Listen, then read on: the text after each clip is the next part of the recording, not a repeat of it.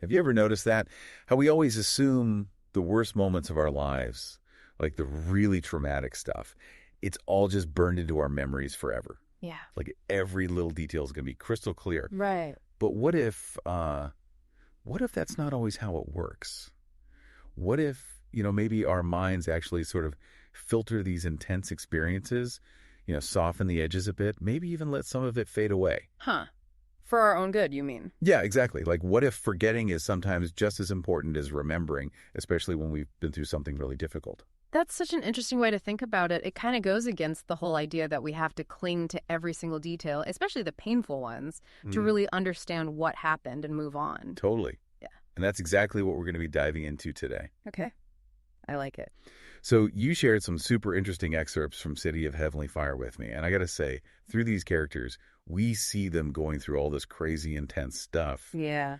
And we're going to look at all the different ways they react to and cope with trauma. It's like a deep dive into human resilience, all those surprising ways we deal with the unthinkable. Totally. And for those of you who haven't read the book, no worries. We won't be spoiling any major plot twists or anything like that. We're really just focusing on how these fictional experiences, even though it's a fantasy world and all, they can teach us a lot about real human psychology, like how we cope and stuff.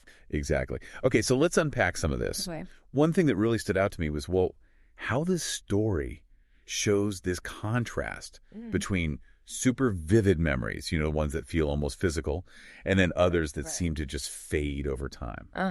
So you have Emma, right?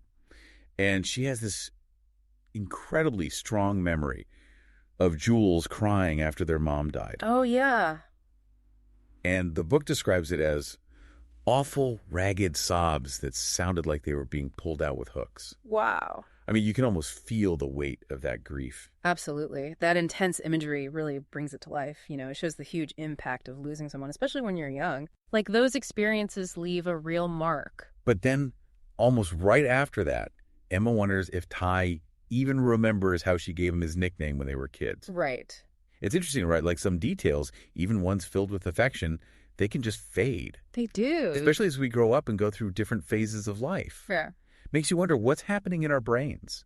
Like, how do they decide what to keep and what to let go of? Right. Like, is there some kind of internal sorting process? Totally. Like, our brains have their own way of deciding what's most important to remember. That's a great question.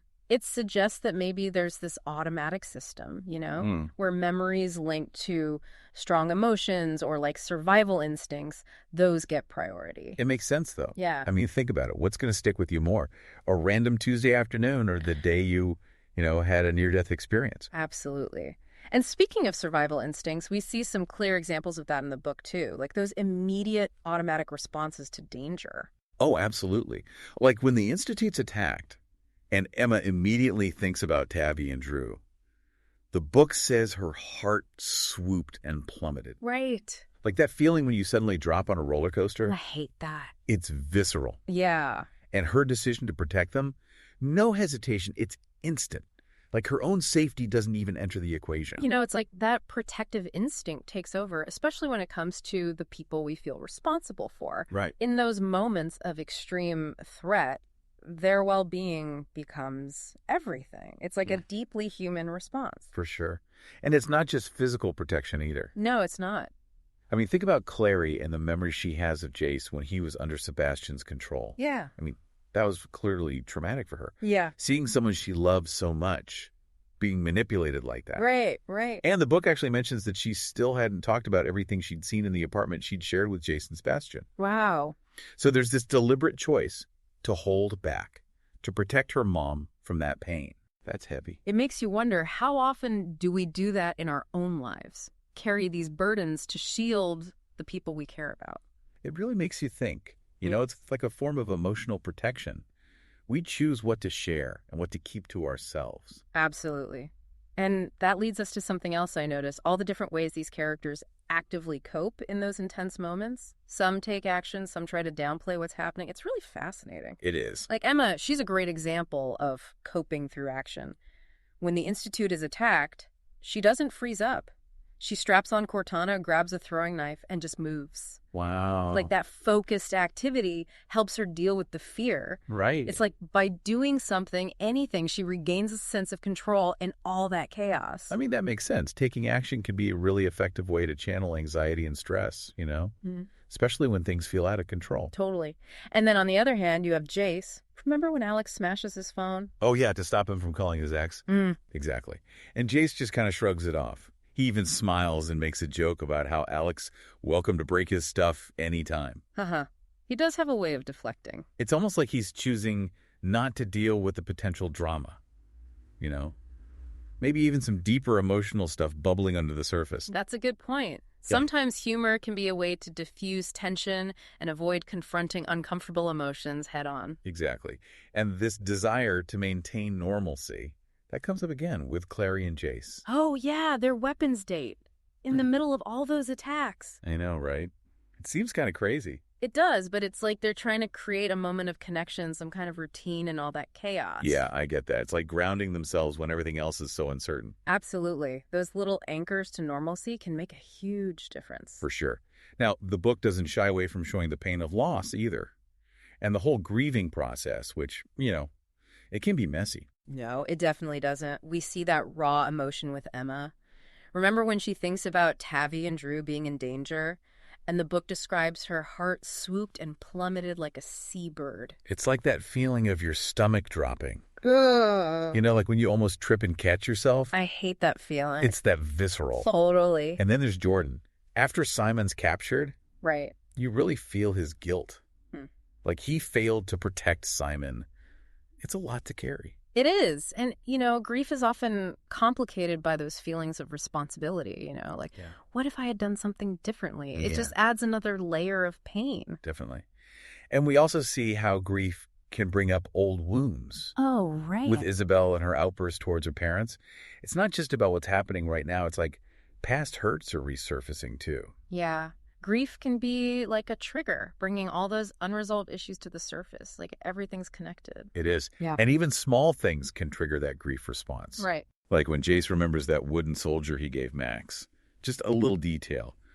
But it brings up all those emotions tied to losing Max. Those little reminders can be so powerful. It's like a wave of emotion washing over you. It is. But, through all the pain and the struggle, there's also this strong sense of the power of connection. How important it is to have people there for you. Absolutely. Like Emma and Julian, their bond is so strong. I love that about them. Me too. It's like Julian instinctively knows what Emma needs, even without her saying anything. It's like that unspoken understanding that comes from years of shared experiences. Yeah, that's a special kind of connection, especially during tough times. Totally. And Simon finds that comfort with Isabel after he's rescued. Oh, yeah. Just being near her, somebody he cares about, helps him after that terrifying experience. It's like a reminder that human connection can be so healing, just being with someone you trust. Absolutely. And Alec and Magnus, their reunion and all that chaos. It's beautiful. It's like a beacon of hope, Their love is a source of strength for them both. Their relationship really shows that love can be this incredible force, even in the darkest of times. Even on a larger scale, we see it with the Shadowhunters and Downworlders, how they eventually unite against Sebastian. Oh, right. Setting aside their differences to face a common enemy. Yeah, it's like shared adversity can sometimes bring people together in unexpected ways. It's really powerful. Now the sources also show us all these different ways people react to trauma. Right, like there's no one right way to deal with it. Exactly. Like with Sebastian, his reaction to being stabbed is chilling. It's unsettling. He just frowns, pulls out the knife, and says, ouch. I know.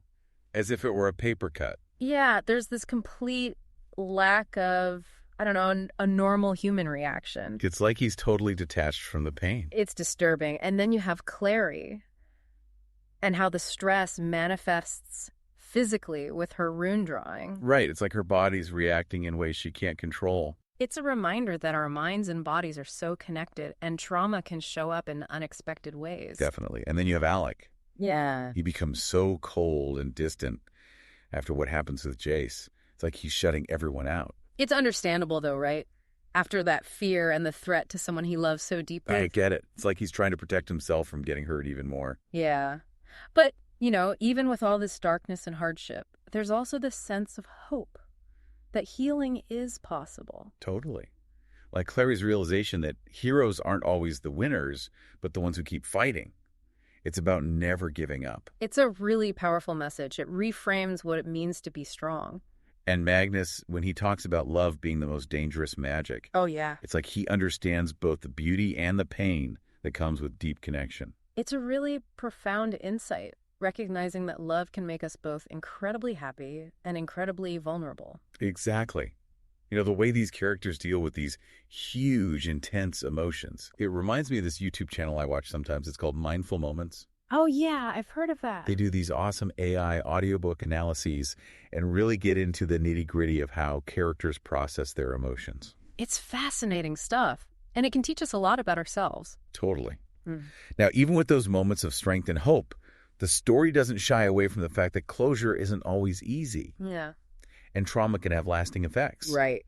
Like Clary's dream, where her brother's good and her family is whole. Oh, right. It's like her mind is trying to process everything and imagine a different outcome. Yeah, a better outcome. It makes you think about how we all deal with loss and that desire for things to be different. And that final image of Clary and Jace finding solace in each other's arms. Yeah.